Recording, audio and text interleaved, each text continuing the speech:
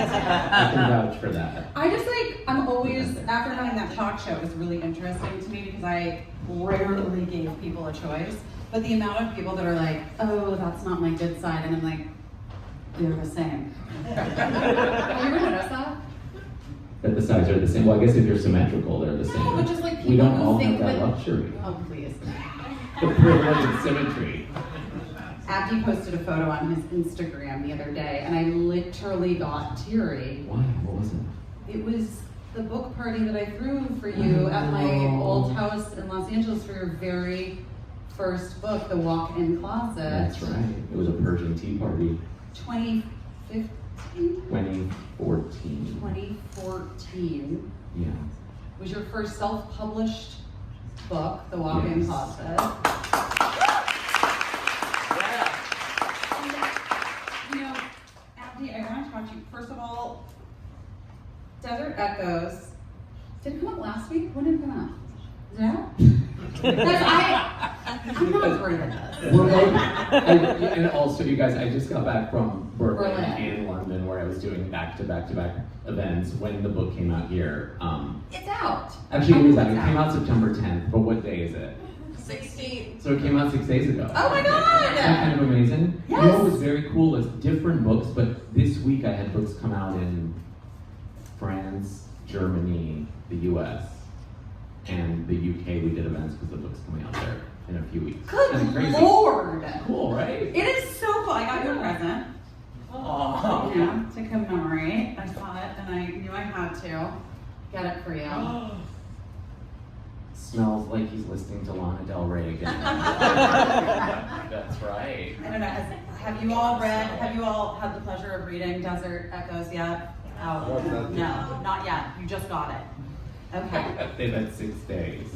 Well, we'll talk a little bit about the book. I think it's always interesting when you're doing these book tours, like the majority of the people haven't read the book yet, and then it's a little bit like, you don't want to give it away, especially this book, Right. which there's sort of at its core, like a question of the main character, Ash. I also put in my septum ring for you, for Ash.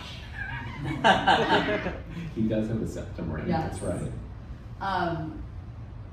But I want to talk about your transition into becoming the author that you have become, which is like, to be a witness to it firsthand has been such an incredible journey. And now, obviously last year, the Lambda Literary Award, well, this was just like 2 months ago? Yeah. The It was Lambda. all this summer, yeah. I mean, only this beautiful moment. And the Stonewall Award, which also was Correct. you got for the Like a Love Story. Yes. Well, actually, for Like a Love Story, I got the honor, which is technically, like, a couple of books get the honor and then one book wins. So for Only This Beautiful Moment, I finally won. So it felt like a step up. I'm so proud of Well, you. It is. But I want to talk a little bit about how you're first of all one of the most prolific writers that I've ever met. I mean, there's a lot of friends and family here in the audience, and when you're on, I know faces. I know people.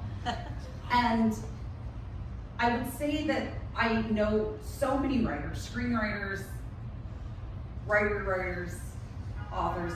Well, the screenwriters are not writers. Not really, let's be honest. Do you know what I mean? Writers! We will tell that story. I have never met somebody who is like, I have an idea for a book, I'm gonna go to the desert for 2 days, and you like come back with like a full manuscript. How do you do this, sir? I need to know a little bit about the process. I mean, so around the time that I started writing books, which I didn't think I could do, I didn't even think screenwriting is something I could do. I mostly started doing it because I was an assistant in Hollywood and I read so many scripts as part of that job. As I'm sure you know, in Hollywood, like the producers and the execs don't read the scripts first. It goes through like the assistants Of and course. the interns. And you have to do like coverage on You have to it. do coverage. So my first 2 years of work, in addition to answering phones and taking people to their doctor's appointments and stuff, like was reading scripts and then summarizing why they worked or didn't work, which really is like going to grad school for writing. Now I feel like every time I say writing, I want to say like Tori Amos. We'll tell that story. Sorry, this is what happens when we're together. But writing to me was just this mysterious thing I didn't think I could do. And then screenwriting, because it's more dialogue driven, felt easier to me. And when I started writing books, I read a book called The Artist's Way, which I don't know if anyone here has read it. Some of you have. I love that people are nodding. It's by Julia Cameron. Have you read it? Have you done it? Yeah. Okay, I've never done it. But it's on your shelf. Sarah Bareilles has done it. And everyone I look know. at where it's gotten her. Everyone I know. She literally did it like a year and a half ago. But like, everyone I know has done it. And I do have a copy. You should do it. I should? It's going to change your life. Really? I talk about this book. It absolutely changed my life. And for those who don't know, The Artist's Way by Julia Cameron is a 12-week course in unlocking your creativity.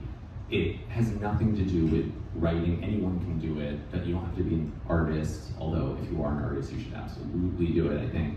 But before that, I had learned writing through like structure and plot, and everything felt like mechanical. And The Artist's Way is about getting in touch with your inner child and how to listen to your subconscious, and it completely changed how I write. I do feel like I already have those to unlock. You might just be a vessel already. Maybe. You might be. I mean, I think you are. A little bit. I don't know if I was a bit. I think I am now because that's how I write now, and that's part of it. Like this book came to me in the desert. I didn't plan on writing a book about the desert. It was the first summer our kids went to sleepaway camp. It was a heat wave. I didn't want to be in the house because the house felt very quiet and lonely. You know, it's like one thing when you're traveling for work, when your kids are the ones who are gone, you're like, their room is empty, it's so quiet. And so I decided to go to Joshua Tree. Well, I was gonna go to Palm Springs, but then it was the summer of monkeypox, so I felt like I couldn't even be around anyone who's like, I might touch, and I'm like, no, I wanna go somewhere completely secluded. And also it was the summer the Supreme Court started, you know, as you are very well aware of because you are doing so much to help this country. They like gave a couple decisions that were really horrifying, and I'm like, I wanna go somewhere and think. And summer of 22. So yes, it was the summer of 22, and I was by in the way, desert. you know the doc's decision was the day before my birthday. Oh God. Happy fucking birthday. Yeah, they did it for you. Okay, so you're in Joshua Tree. So I was in Joshua Tree, and this kind of idea for this book came to me, and you know, since obviously nobody's read it yet, that the book is about Cam, who is a Los Angeles-based high school student who in his freshman year of high school fell in love with a boy named Ash, who is this very magnetic, mercurial personality, and they take a trip to Joshua Tree, and Ash disappears. With Ash's family. With Ash's family. It was like the portrait of the family is so real and lovely, and like, and that feeling of being a person who like sees someone else's family and wishing, oh no, I'm gonna cry, and like wishing, you know, like having like that thing you romanticize the way that they operate, not having the full information, of course. That's such a big part of being young. I mean, it's so fun to write YA for me. I love writing teen characters, but such a huge part of being young is getting peeks into other people's families. I can see it with our kids now. I mean, our kids are almost 13, and I see it with the way they look at other families, but mostly I see it with the way when their friends come over, because we are not like every other family. Oh my God. And everyone's always like, that's your dad, why is your dad doing that? Why is that? I mean, the number of times, especially these days, because always like, kids are always lurking on the iPads, like they're always just on FaceTime, even with their cameras off. So I'll be like dancing and singing to a song, and I'll suddenly hear a voice like, is that your dad? Singing, and I'm like, where's that? Who is that? But yes, it is true. It is weird how that, I didn't even think about that. They're always on these like FaceTime calls. Yes, we have a whole joke in our, COVID. we have a whole joke in our family about Evie's friend Maggie, who I love. If Maggie ever sees this, I love you, Maggie, but like, it's hilarious. She's always there, and she thinks we're like the weirdest parents. I was like, is that your dad? Why is your dad singing Lana? Why is your dad dancing? Why is your dad doing it? And it's just really funny because I can see their friends being like, oh, your parents are different than our parents. And it's anyway, Ash disappears in Joshua Tree.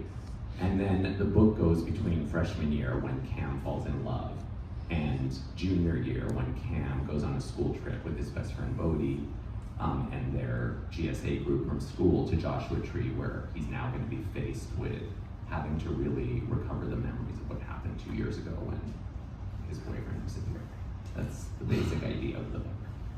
And we go back and forth between these like two timelines, the before and the after. And also his relationship with his best friend, which is like so important. Bodhi. Yes, Bodhi and Cam are both Iranian and gay. And one thing, I've written now 6 books, and really one of the reasons I started writing books is because I found it impossible to get the stories I really wanted to tell made in Hollywood. It's very hard to get any Iranian story made in Hollywood, very hard to get any queer story made, and then when you put them together, it's virtually impossible. A true story is that Abdi and I pitched and tried to sell The Walk-In Closet as a television show. Yeah, we were ahead of our time. We were so fucking ahead of our time. Guys, it did not sell. It didn't sell. Although we had some great pitches. We had really good meetings. We had good meetings, and it always almost sold. It almost sold. I do think it would have been a great television show. It would have been really good. It was like, yeah, it was just ahead of its time. I mean, aren't we both? Yes. But so, the artist way is why you're able to go write a book in 2 days. What's happening? You know what I mean? Well, I mean, I can't. Obviously, not everybody who reads The Artist Way is going to go, and it doesn't take me 2 days. It takes me a little longer. Although, yes, I am a very fast writer, and I do believe in kind of like, my process is very much like bursts of writing. So I'll go like book a hotel room.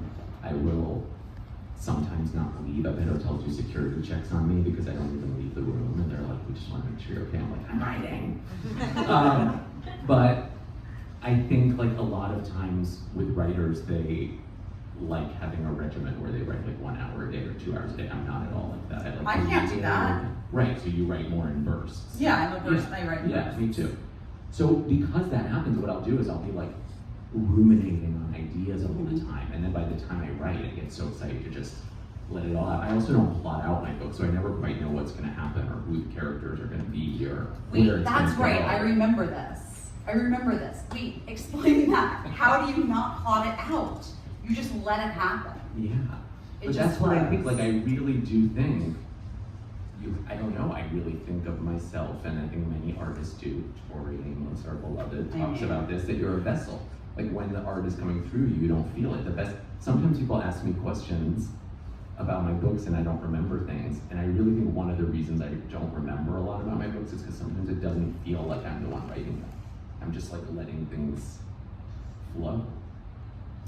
And yet, That sounds crazy. No, and yet like it all feels deep, personal, and rooted in things that you care about and stories that aren't being told anywhere else. Yeah, but I think that part of the reason it feels deeply personal is because I allow it to come through me. So the things that are coming out are things that my subconscious really wants expressed. And I also think like those 10 years of being a screenwriter and of reading, and I am a voracious reader in general. You read so much. I do, I read more than... How do you have so all much of you. time to read? But you consume so much media, I feel like. I do. I consume, I think, less television than the average person. That is I the don't one consume thing. anything at all, period. Full Really? stop. At this point, no. I consume a lot of music because I have music on every like second music. of every day. Yes, me too. I But other consume than a lot that. of books. But I think, but what I was gonna say, and I think this is really useful, like when I used to teach writing, the first thing I would assign was a chapter from a book called The Inner Game of Tennis, because we were a tennis family. And the first chapter of The Inner Game of Tennis, basically, it's a psychology book more than it is a sports book, but sports is psychology, everything is psychology. But the idea of it is you have to practice your swings so many times, and that by the time you're actually competing, it's second nature. Your reflex, your muscle memory is taking over. You can apply the same theory to playing a musical instrument. You practice, and when you actually get to the performance. And I think of writing the same way. I think I've spent a long time studying structure and plot and writing screenplays and reading. So now when I go to write a book, I trust that a plot is gonna come. Like I'm not gonna write 200 pages that have no forward momentum. That's kind of in me in some way. Like Right, there's it's some innate ingrained. structure. Yeah, but what you don't know is like what wants to be expressed. What do you want to say about your experience or the world, or what question are you trying to answer in writing a book? And with Desert Echoes, what question do you think you wanted answered? Oh God, well, I mean, the book was very inspired by Damon, who you knew, who was my first boyfriend. I actually was gonna say, because they were like, are you gonna do a reading?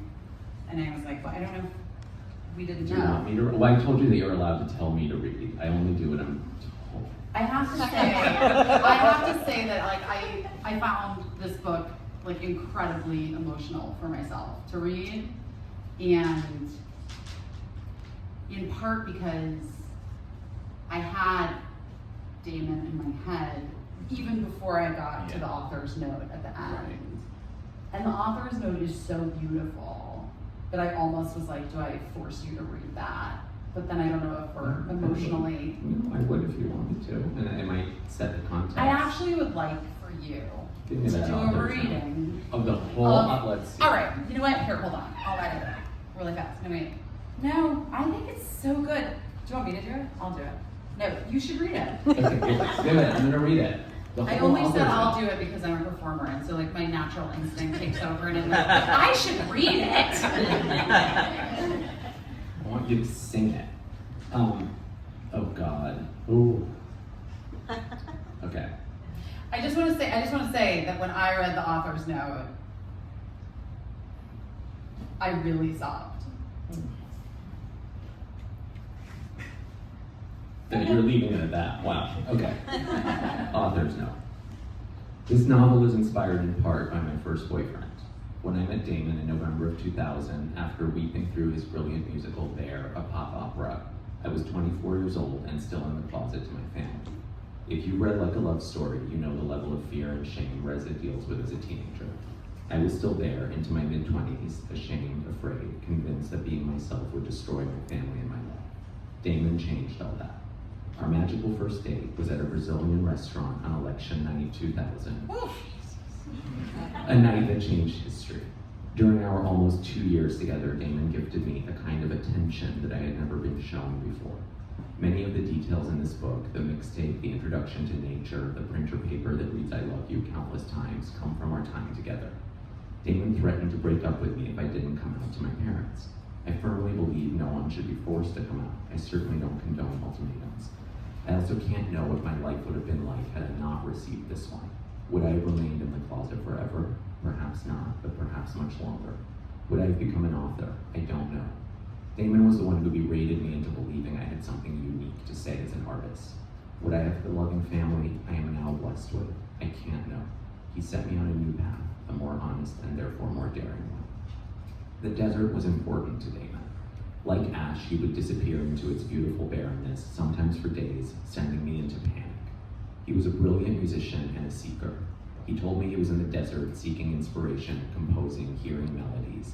I was young, naive. I believed and forgave everything. I never wondered if he struggled with addiction or mental illness. There is so much more I didn't understand until much later. After we broke up, we remained close, and I started to see that for all his light, he had a frightening dark side.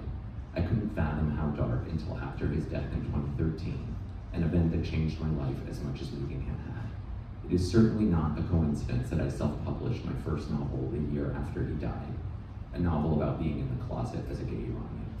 Losing him was a reminder of the person he showed me I could be. Why did you make me read this? A person who did, I love you.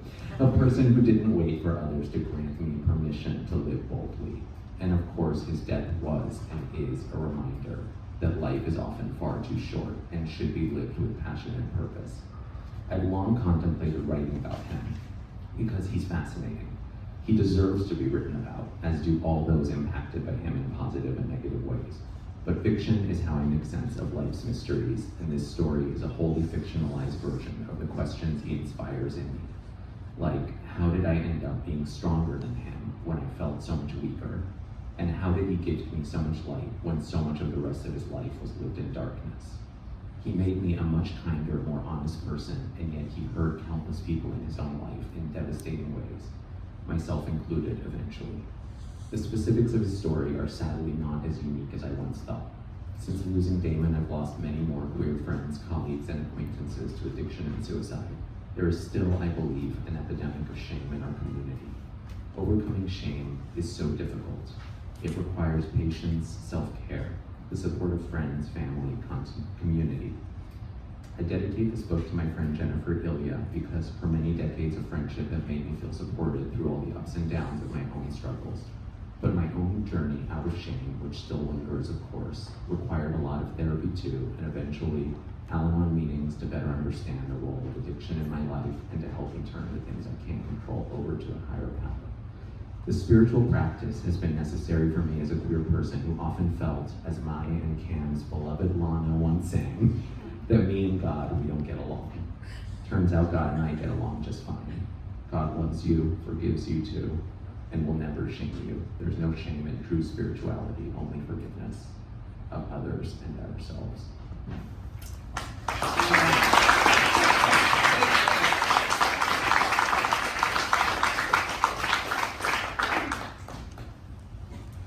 I'm really glad I made you read that. It's really beautiful, Abdi, and it is like the mission statement of this beautiful book.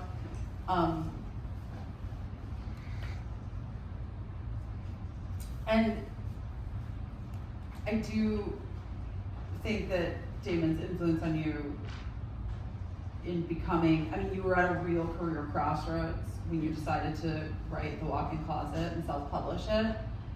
But also, I think that, was there a part of you that thought that it was like weirdly an easier way to get a movie made? Like to own the IP? Do you know what I mean? I mean, a part of me, yes. I mean, if I have to be honest, of course. Right? Like you kind of Because were like, everyone- I'll just write the book Yes. and then they'll make it Because into in a Hollywood, movie. they love IP, which is intellectual property. So it's like if you can walk in with a book.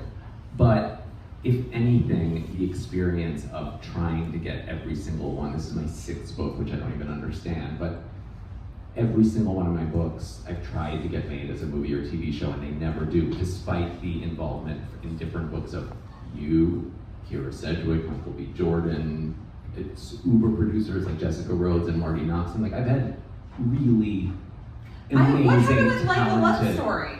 Like a Love Story was optioned by Jessica Rhodes and Marty Knox, and between the two of them have made like the best TV show Yes. of all time, you know. They were so passionate about it. We pitched it everywhere. Everyone said no.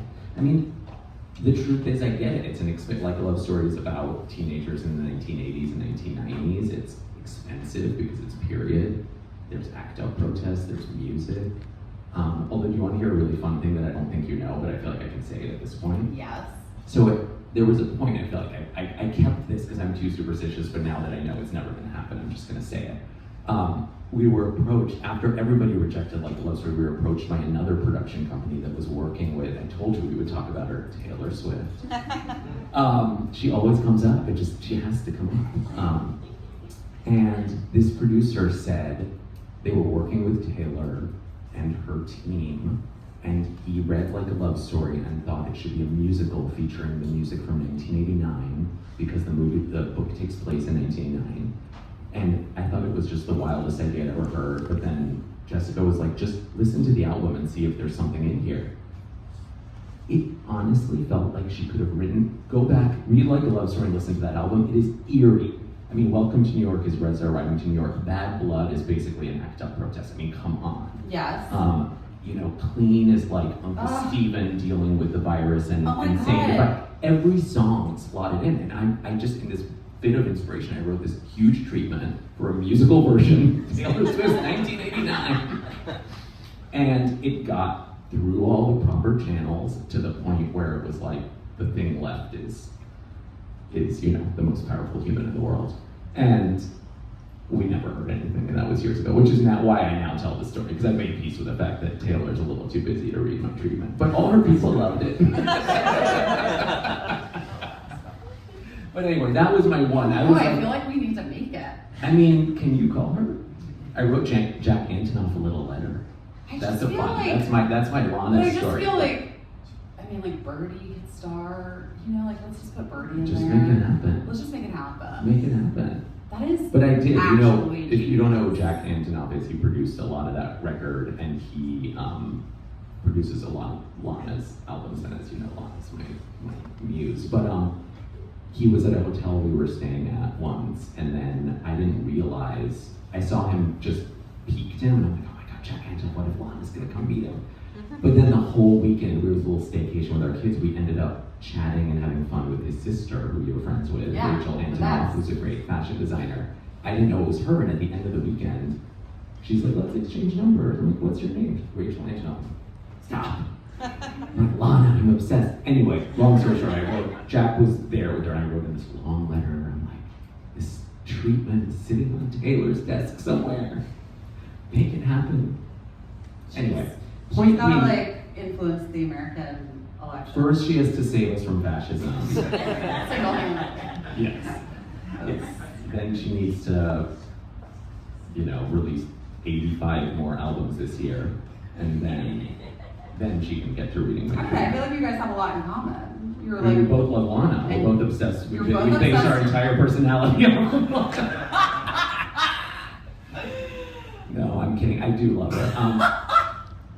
Anyway, it was so good though, and I kept like waiting. I'm like, one day. it actually is One like day such. there's gonna be You a guys have picture read of like a love Taylor. story.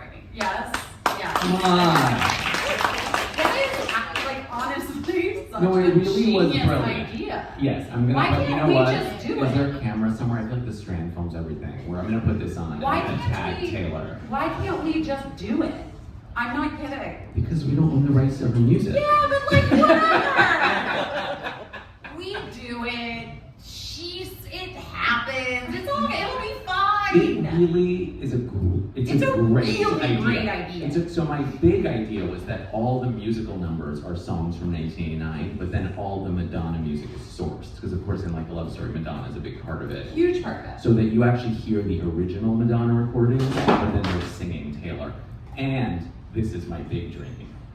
Taylor and Madonna write a song together and win an Academy Award. And then when Madonna wins her first Wait, Oscar, a which is movie? insane. Wait, what? No, it's a movie. Oh, They we're do it making as this a movie. Oh, it's not a We're musical. making it as a movie. Oh, They co-write a song called Like a Love Story. Madonna wins the Oscar she deserved for like Live to Tell and Into the Groove and all the movie songs for it. And she thanks me on stage. I mean, guys, how is this? I'm so into manifestation at this moment in my life. This is happening. It's fucking Write it down happening. in that like voodoo By journal. the way, because, it like, is my voodoo journal. I know the it is. last I know time I you. wrote something down, we ended up at the Jellicle Ball together. Guys, did Epic. anyone else get to Epic. see the Jellicle Ball? I love that Busy thinks Cats. like getting a ticket to the Jellicle Ball is comparable to getting Taylor and Madonna to Honestly, make my I ticket think to you're a thinking movie. about it in the wrong way. Stuff is just stuff. Do you know what I mean? It's all stuff. I know. Well, that's the fantasy. I have built out this. It's not a fantasy. It's a reality. We're making it happen right now. I'm gonna write it down. Taylor and Madonna, we're tagging you. This is it. Sunday, August 4th, 2024. I had such an amazing few days in New York. I'm so grateful how the universe works. I'm always surprised by how it gives me everything I need, and it's so magical. This is what I wrote 3 days earlier when I was flying into New York, and I was like really not excited to come to New York. And Abdi and I like, did we know we were both going to be here? No. And then literally I had the most magical like 3 days, which included the Jellicle Ball. I'm just saying. It wasn't specific. I didn't know the Jellicle Ball was going to happen. And you didn't know we were going to talk about this idea here. And I never did tell you about the Taylor thing because that is how superstitious I am. For the most part, when something might happen, I don't tell a soul. I did not tell anybody about that because I kept waiting. Like, someday we're going to hear back. Someday. Now it's been like 3 years. Like, we're never hearing back from her. But maybe Fuck now, that, we're maybe hearing now back. because we're saying it. No. It's happening. This Taylor's is happening. in. 1989 is happening. I'm in. Can't you Like hear the a song? love story. Can't you hear them like Yes. write a song called Like a Love Story? Yes. I And then actually because they use my title, I get songwriting credit? Okay, I don't know about that. But like I'm not sure about the song. Let's like not, you know what I mean? Let's just make the movie. Let's just like make it happen. I actually also though just think it would be like an amazing Broadway show. No, it would be an amazing Broadway show. Yeah. I don't know. I'm down. I'm here for this. Okay. I really You'll love produce it. You are a born producer. You are meant to produce. I know. I really am a producer in my If this soul. happens, you are all here at the birth of this idea. I'm not kidding. I am gonna email Jackie Antonoff tonight, whenever. I'm like, this is Right like now. a really good idea. Right now, guys. Is Jackie Antonoff to you? Jack. I said Jack. I didn't say Jack. I said Jackie. No. Okay. And I kind of like him No, as but Jackie. he's doing Romeo and Juliet. You know. I know. Birdie's so excited. Do you have aspirations for like doing a Broadway show or So, doing? is Ariane here? Yeah. Ariane, are you here? Woo! Hi. So, that's Ariane Selly, a genius Iranian singer-songwriter, composer. At the last New York event I had for Only This Beautiful Moment, I'm pretty sure somebody asked during the Q&A, so please ask good questions during the Q&A, it can lead to the wildest things. Someone asked, it was a group of writers, and they asked if your book was turned into a musical, who would write the music? And this was for Only This Beautiful Moment, which is about 3 generations of Iranian men, and I said, I don't think anyone will ever want to do that, but if it were to be made, I would hope it's an Iranian composer like the amazing Ariane Selly, who's here. And then one day I get a text from Ariane, and he's like, hey, I've been thinking about that idea you discussed in your book reading. Can we get on a Zoom? And so we get on a Zoom, and he starts playing me 7 songs, fully written, like lyrics, melodies. Like, what is happening? And they were all inspired by it. So we really need to get to work. But he started the process of turning Only This Beautiful Moment into a musical. So that is the goal. And the songs are absolutely amazing. Oh my gosh. Yeah. Wait, this is I want incredible. to produce it. Yeah, 100%. There you go. So yes, I love musicals. Obsessed. I know you music, do. Music is my whole And life. it It's plays, the art form I'm it's most obsessed with. so prominent in all of your books. All my book. Yes, music is a big part. I feel like I always end up writing my music. Do you listen to music while you write? I do. And do you soundtrack your books as you're writing them or before you write them? Do you know what I'm A saying? little bit of both. I mean, I always start with a soundtrack. Uh-huh.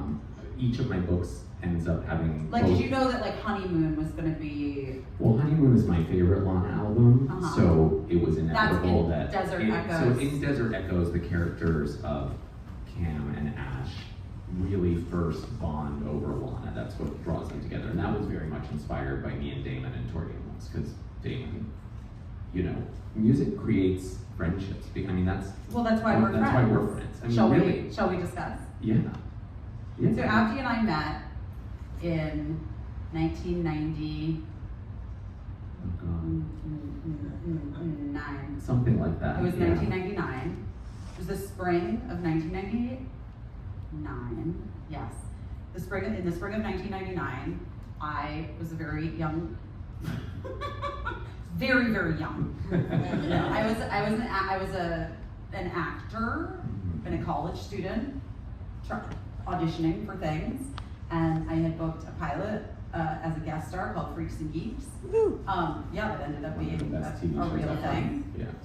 Because that part was a guest star for the pilot only, it meant I was available for other guest stars for other pilots that year, and I was cast on another pilot for the WB called Saving Graces. That was about 2 girls who were best friends, and both of their names are Grace.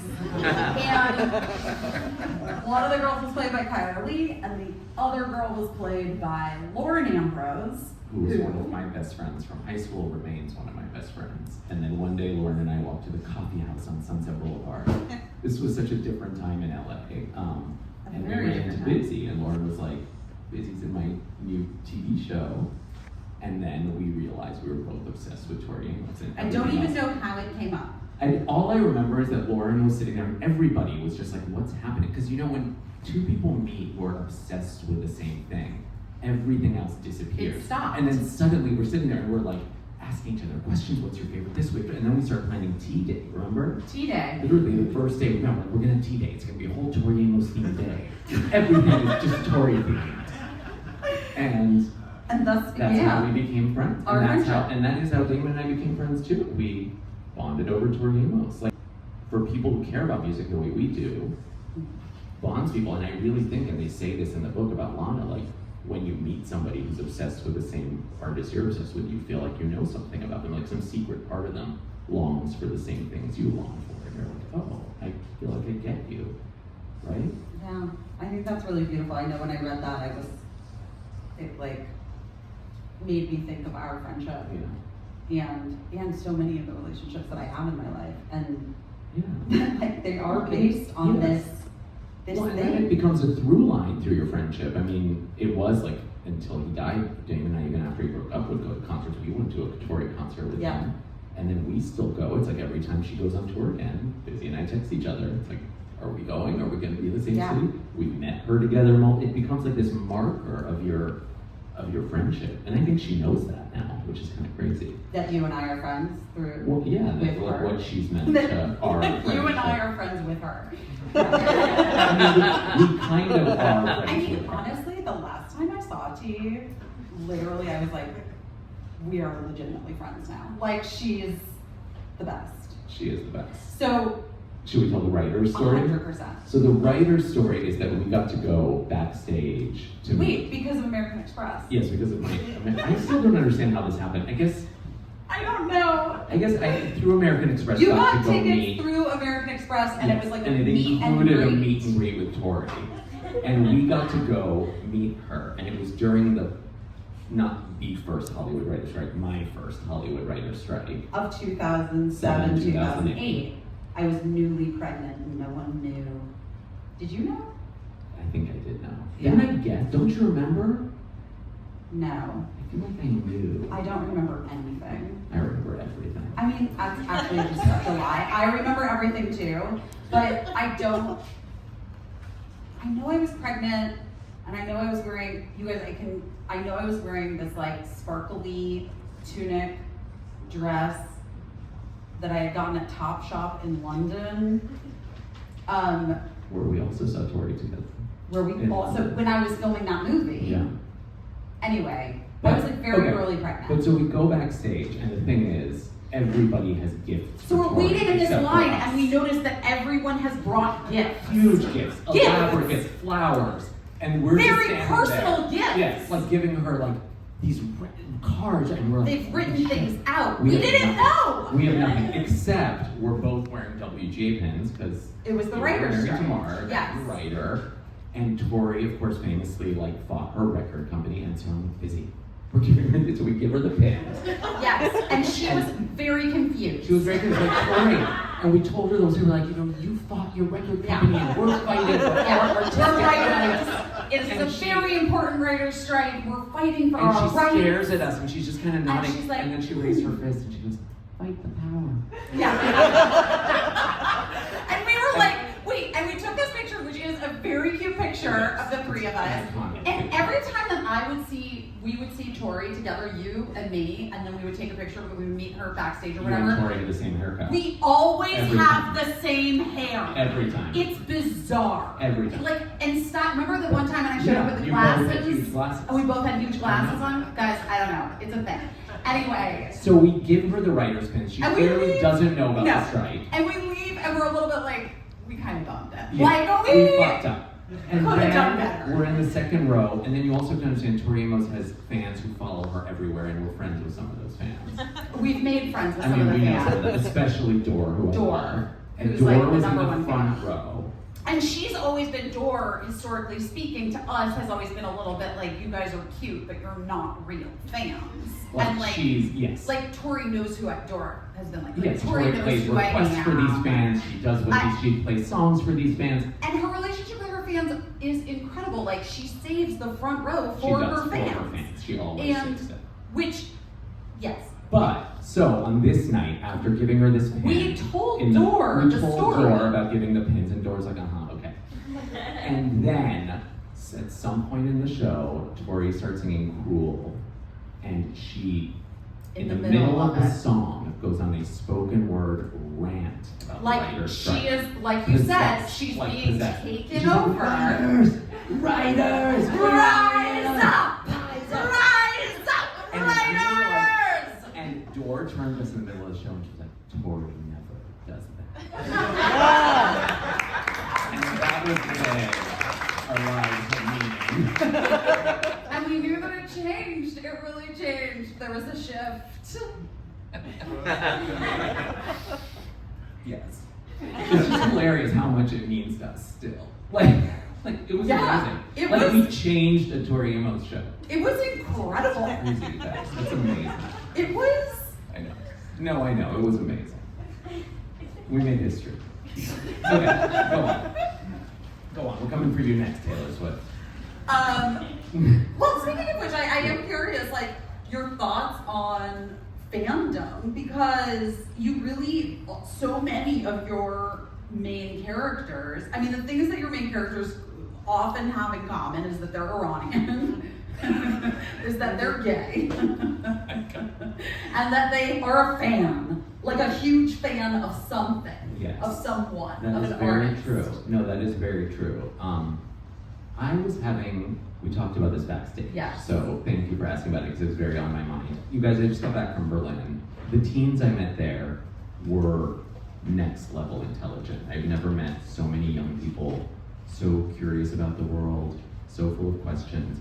I had this intern from the literature festival I was speaking at, escorting me from place to place. So I spent hours with this intern. This intern is like a classic scholar who reads ancient Greek and Latin and is like, can talk about everything. And he's so young. Anyway, he started to talk to me about like modern conceptions of identity and how it's changed so much between him and his sister. And I'm like, oh, how old is your sister? And his sister was only a couple years younger than him, and he's in his young 20s. I'm like, what's changed in terms of our relationship to identity in the last few years? And so he started talking about fandom, specifically about Swifties and how people identify themselves via an artist or another human. And it made me think, and we started to have a really big discussion about my favorite topic of discussion, Miss Madonna, Louise Veronica Ciccone. And it made me realize that like when I was young and at the peak of my Madonna obsession, which really is still at its peak, it's like Madonna, it's a long imperial era. I realized that like what By I the way, loved, she's never looked better. I'm sorry. I know. It's insane. Thank you for saying that. Just, okay. On behalf of Madonna, thank you. No, but you know what I realized is that like my identity was not tied to her. And the thing that if I have to really think about what is it I love so much about Madonna still, it's that she empowered me to be my own person, right? Like I never was like, I am not Abdi, I'm like a Madonna fan. It's like, no, because of her, I was like, I'm gonna shine, I'm gonna like break my own barriers, I'm gonna like be my own person. And so it's like a flipped way. I feel like what I'm seeing right now with a lot of like young people in fandom is it's not about them, it's about like defending the artist at all costs. And I don't think that's what the artist wants from their fans. I feel like the artist hopes that fans are gonna take the art and use it to empower themselves.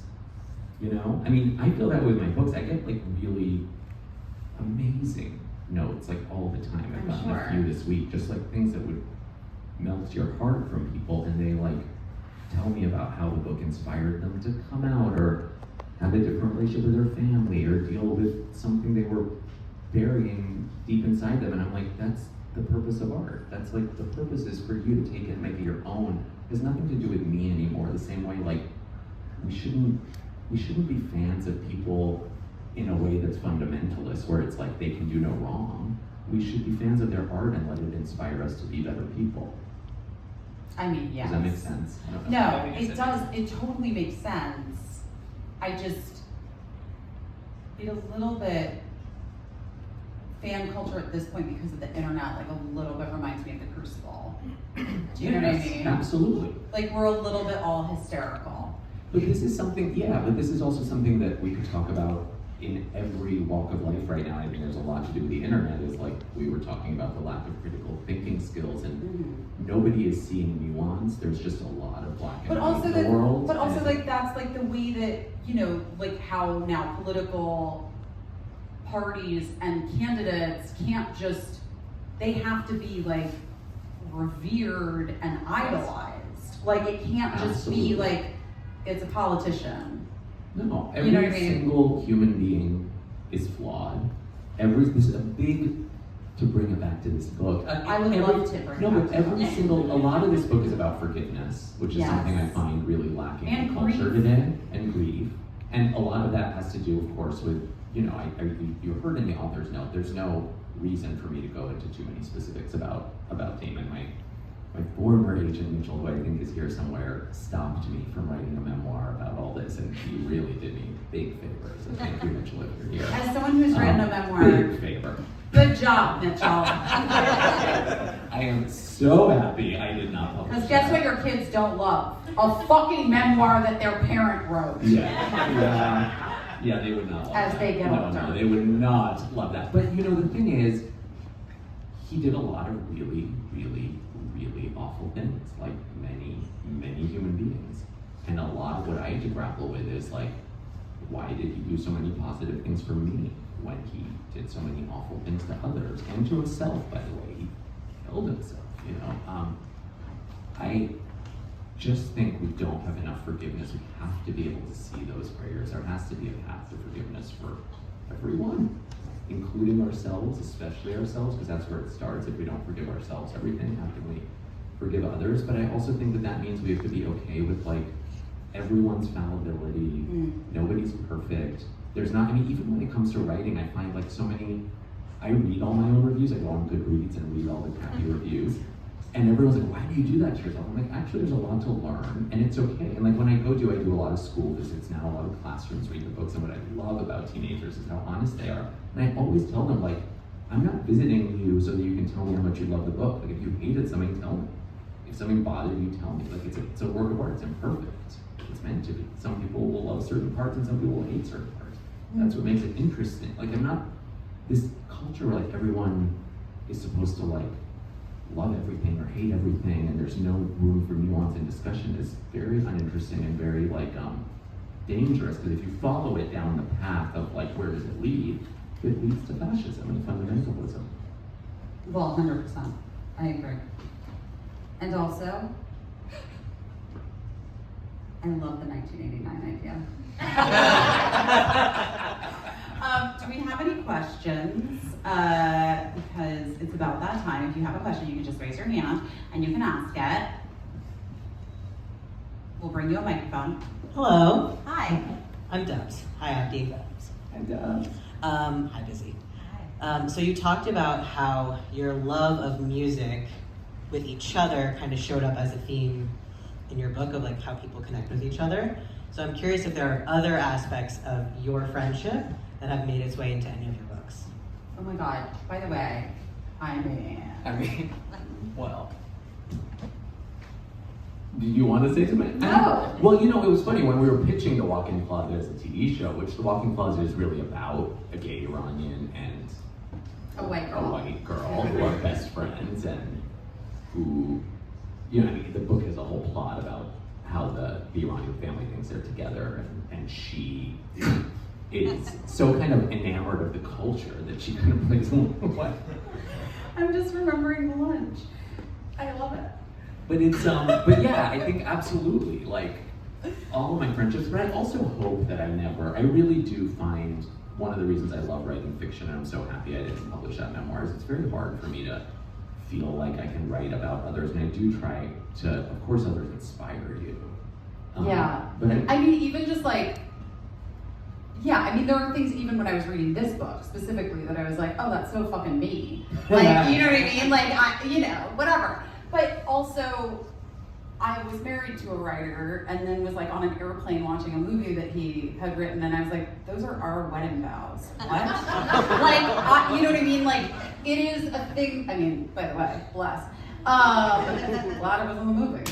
But like, I think that as a writer, you sort of like are constantly influenced by the people that you love and that are around you, right? And but you never, like, I try and do it in a way that feels like it's all like an amalgamation. Directly, exactly. And then oftentimes people will think something is them, and I'm like, oh, it wasn't, it was something else. Like, because you have a lot of dynamics. Like in this book, obviously there's themes of grief and addiction. I've had a lot of experiences. I mean, it's not just Damon, there's other relationships, dynamics that came into play. Yeah, that's a great question. Congratulations, Abdi and Izzy, for this conversation and your new book. 6 books. 6. My question question is, how do young adults consume books in 2024? How has that changed? Has Well, it changed? as a parent of a 16-year-old, my child consumes them the way she consumes all media, which is that when she finds a thing she likes, she buys it in every fucking language, in every version that she can get her hands on. She wants to know all of the backstory. She becomes like a fan of the author. It started with Little Women, was the first thing that we went into. We have so many copies of Little Women, I don't even know what to do. Abdi is Birdie's godfather. She refuses to read like a love story. Similarly, she refuses to watch anything that I have ever been in. It's, I think that's you know pretty what? typical. My kids haven't A read boundary. my books either. We love a boundary. Though Rumi, my son's best friend, read like a love story recently and kept texting about how great it was. Oh. And then he was trying to hide the text from me because it was like. But Cricket, I think, has read like a Yeah. love story, but she won't say Yeah. that she has. But I okay, just- but wait. Oh. Sorry, no, I would just say that like the young adults that I have been around and exposed to are reading a lot, and Yeah. and they're, you know, the Heartstopper series, and then is that Becky Alberti or is she somebody that's else? Alice Oseman. That's Alice Oseman, right? Becky And then did, Simon. Simon, like the Love Simon and Becky Alberti, and they have really strong feelings about like Becky being forced to come out as Yes. bi because she had written. Well, because Becky wrote Simon versus the Homo sapiens agenda, which became Love Simon. Love And Simon. People were critical of Becky, who, by the way, is a friend, and I absolutely adore her. She's one of the kindest people I've met in the world of publishing. But she was basically forced to come out in order to make it okay that she wrote this queer book. But then I also think, like, young adults, from my experience, are the most amazing people. I find myself, like, constantly telling old people, by which I mean people my own age and older, but I feel like I'm constantly telling them, like, the world is a lot more hopeful than you think it is. Mm. A lot of people I know, especially like a lot of my friends who don't have children, they're not spending any time with young people. They're only with people in their like late 40s or older. And so they don't get to see these kids. And I feel like they read stuff on the news or they listen to like Bill Maher or something, you know, and then they suddenly think like the schools are awful and the kids are learning nothing and nobody knows. And I'm like, no, actually, like, spend some time in high schools and spend some time with young people. They're really intelligent. They're really curious. They want to learn. Most of the kids I visit who read, you know, my books, I mean, putting my kids aside, were obviously the best. I mean, they're like really smart and they're really interested. I mean, like the first book of mine that really resonated with people in a deep way was like a love story, I would say. And it was amazing to talk to young people about a book that's about the 1980s and HIV/AIDS and ACT UP, and they're making links to COVID and links between Reagan and Trump and finding those through lines of history. You know, I was in New York when Totally. the worst of it happened, and Lizzie helped me a lot because, of course, you've dealt with. Listen, Right. there's nothing like a pro-lifer who tells you that they're gonna come and rape and murder you guys. Yeah. That'll make your stomach drop. But it really, yeah, it's scary. I mean, I got. It's the first time it you is know, scary, and then Yeah. the second time you're like, go fuck yourself. Well, yeah, now, you get threats and it really rattles you, and I was with you when I was getting the worst of them, and I was really scared, and I'm like, what am I doing, and why am I putting these Your books out family there? at Why am I risk, putting my right. family at risk, and why am I posting things, and why am I, like, announcing where I'm gonna be when people are threatening my life, like, but at the same time, I just feel so resolute, I guess. Like, I just feel like I finally found the thing I'm supposed to do. Like, I feel like my whole life I knew that I had something to say. I didn't know what it was or what medium it was gonna be in. And I know that this is it and that I'm doing good work and I'm like touring this country and now touring the world, like making connections with young people who are, like I said, curious and want to know their history and want to learn about different cultures. And if people want to stop that, then let them try. But I feel like the best we can do, and this is what I've realized with all the book banning, is like, I made the mistake I made in the beginning was getting angry and getting defensive and reacting online and letting them rattle me enough. best we can do is know that we are in the right and present our arguments and our art with an open heart. And in fact, like when I did some school visits in Syracuse and I got a lot of complaints from parents who didn't even hear my speech, the big irony is that like the one thing that is always in the speeches I give young people is about empathy and forgiveness for previous generations, for people who don't agree with them politically. I'm always telling people, like, stop cutting your family off if they don't vote the same way as you. We have to build bridges, we have to forgive, you have to meet people where they're at. So basically I'm telling them to like be nicer to the parents who are trying to ban me. And I am at peace with that, because that's who I am. Like, those are my values, and if that's not someone else's values, like, they're the unhappy ones, you know? Yeah.